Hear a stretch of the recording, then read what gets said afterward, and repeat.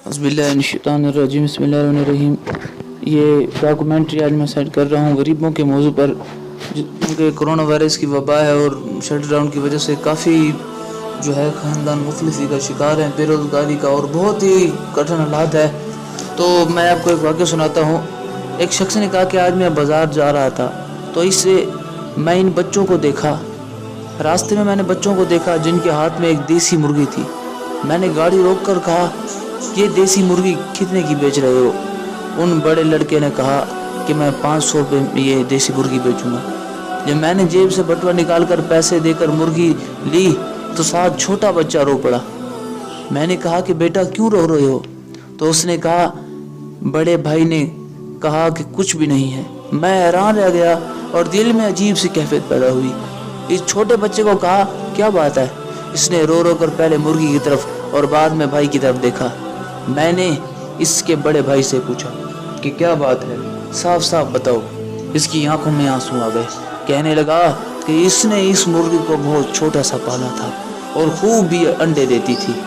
अब मैं मजबूरी में इसको बेच रहा हूँ। मैंने कहा, क्या आपके वालिदैन जिंदा हैं? इसने कहा कि नहीं, अब वो इस दुनिया में नहीं रहे।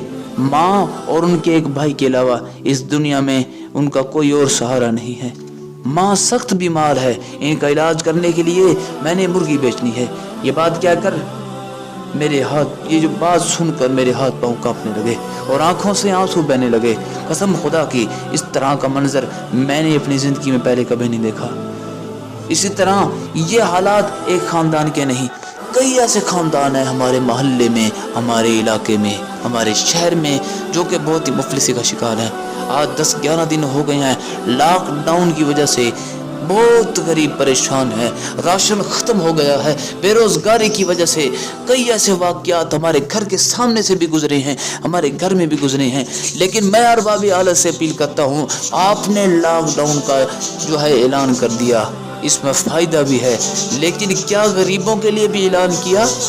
जो गरीब अभी बेचारे मर रहे हैं, अभी तक हम ऐलानात ही सुनते आ रहे हैं, अभी तक हमने ऐलान ही सुना है। गरीब को कमर पिस के रह गई है।